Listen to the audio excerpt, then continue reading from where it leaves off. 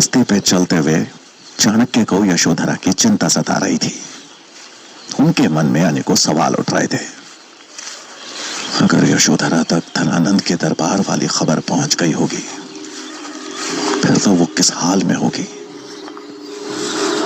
हो सकता है वो पाटलिपुत्र पहुंच चुकी हो, किसी उधेड़बुन में उलझे हुए। वो जैसे ही अपने ससुराल पहुंचे तो उनकी चिंता को सत्य में बदलते देर नहीं लगी। यशोधरा खबर मिलते ही पाटलिपुत्र की तरफ निकल चुकी थी। ये सुन चाणक्य की चिंता और बढ़ गई। उनके लिए मगध वापस जाना तो खतरनाक था ही, लेकिन उससे भी ज्यादा चिंताजनक था यशोधरा का उनकी पत्नी के रूप में पकड़े जाना। चाणक्य के मन में बस एक ही विचार था कि मगध पहुंचकर एक बार अपनी पत्नी को सकुशल देख ले, तो फिर आगे का मार्ग तय करना उनके हाथ में था। इसलिए वो बिना कोई पुनर्विचार किए वापस मगध की तरफ चल दिए। यशोधरा को लेकर उनकी चिंता उनके चेहरे पर स्पष्ट झलक रही थी। उनकी चिंता भांपते हुए चंद्रगुप्त ने पूछा, क्या हुआ आचार्य, आप बहुत चिंतित नजर आ रहे हैं। चाणक्य चंद्रगुप्त की तरफ देख एक बनावटी मुस्कान के साथ बोले, चिंता मनुष्य का साथ कभी नहीं छोड़ती, लेकिन हर चिंता का समाधान करते हुए आगे बढ़ना ही विकल्प है। यह सुन चंद्रगुप्त ने प्रश्न किया, तो आपकी चिंता का क्या समाधान है आचार्य। चाणक्य ने उत्तर देते हुए कहा, तक्षशिला जाने से पहले हमें एक बार मगध जाना है। मेरी धर्मपत्नी अभी वहीं गई है और मेरा उनसे मिलना आवश्यक है। लेकिन एक समस्या है, अगर मगध के सैनिकों ने मुझे पहचान लिया तो मृत्यु निश्चित है। मृत्यु? आपने कोई अपराध किया है क्या आचार्य। चंद्रगुप्त ने हैरानी भरे स्वर में पूछा। चाणक्य एक पल सोच में पड़ गए। धनानंद के दरबार में हुआ अपमान और अपनी शिखा को खोलने का दुख एक पल के लिए उनकी आंखों में झलक आया। अपने रोष को वश में करते हुए उन्होंने चंद्रगुप्त के प्रश्न का उत्तर दिया,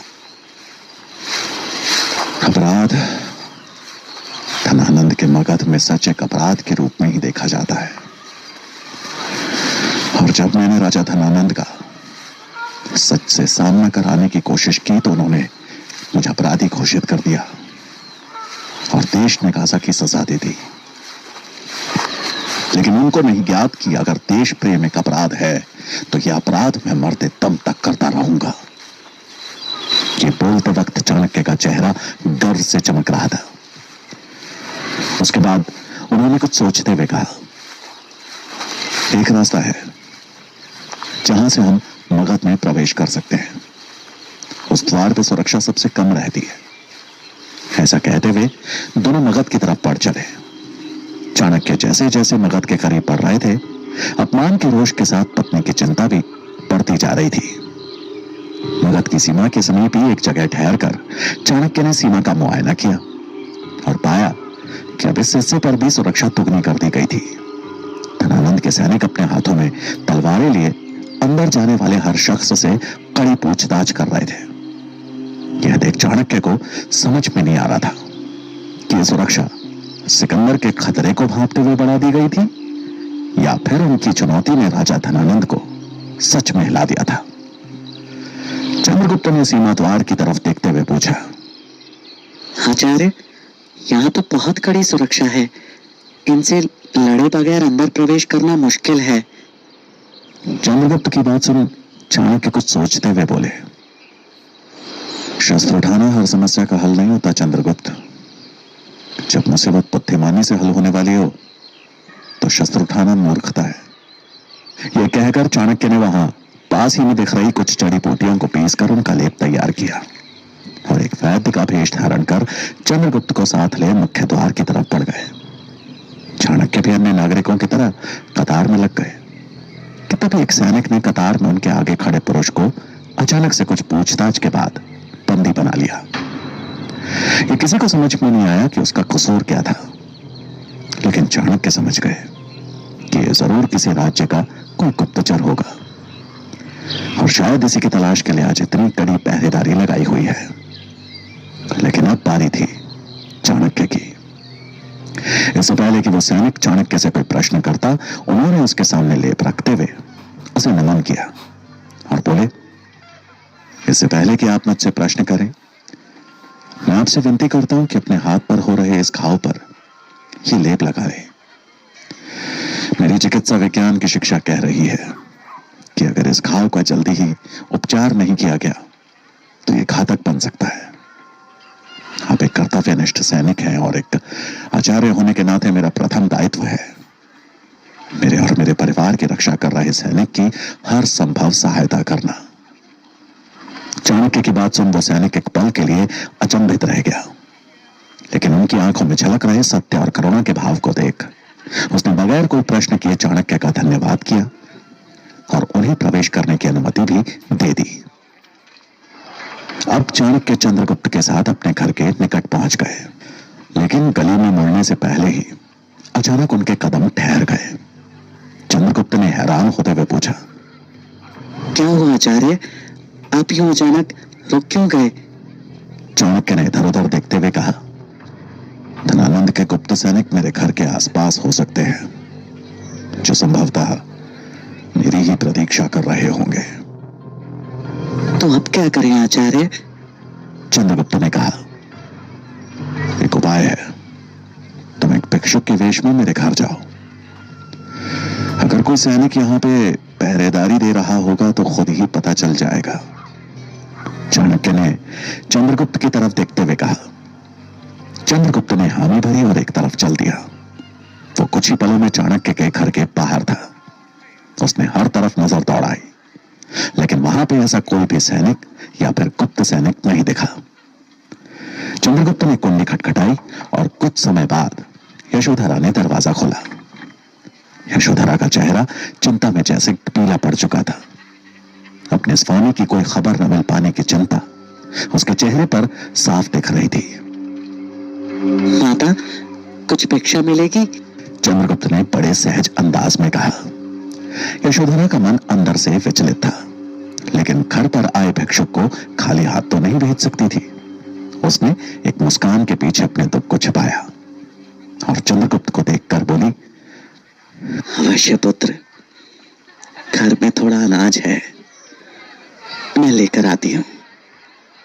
फिर अचानक जैसे उसकी नजर चंद्रगुप्त के सूखे होठों पर पड़ी और उसने वो देखकर कहा, लगता है काफी देर से भटक रहे हो, तुम रुको, मैं अनाज और पानी दोनों लेकर आती हूँ। ये बोलते हुए यशोधरा अंदर चली गई।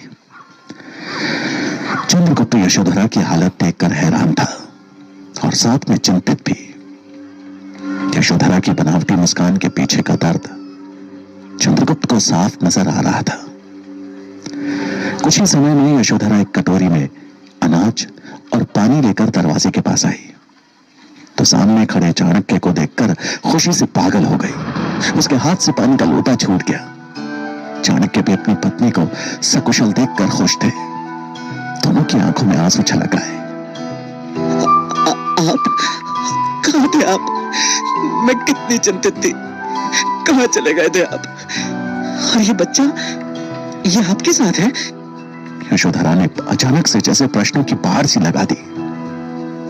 अपनी चिंता जताते हुए चाणक्य बोले, लेकिन तुमको यहां नहीं आना चाहिए था यशोधरा। चाणक्य और चंद्रगुप्त दोनों अंदर आए। यशोधरा ने हाथ के इशारे से थोड़ा समय मांगा और तुरंत देवी की मूर्ति को प्रणाम करते हुए उनका धन्यवाद किया। उसके बाद वो नम आंखों से चाणक्य और चंद्रगुप्त के सामने आ बैठी। चाणक्य ने अपनी पत्नी के सवालों का एक एक करके उत्तर दिया और धनानंद के दरबार में हुए अपमान और फिर चंद्रगुप्त के मिलने के बारे में सब कुछ विस्तार से बताया और फिर अंत में कुछ सोचते हुए बोले, यशोधरा, मुझे लगता है कि ज्योतिष महत्वाचार्य की भविष्यवाणी सच होने वाली है। मैं राजा तो नहीं बना, लेकिन मैंने इस बालक को राजा बनाने का प्रण जरूर लिया है और मैं इसे पूरा करके रहूंगा। उनकी खुली शिखा देख यशोधरा बोली, मुझे विश्वास है कि इस खुली शिखा को बांधने का मौका आपको अति शीघ्र मिलेगा। यशोधरा अपने पति को अच्छे से जानती थी कि अगर वो किसी चीज को ठान लेते थे तो उसे पूरा करके ही छोड़ते थे।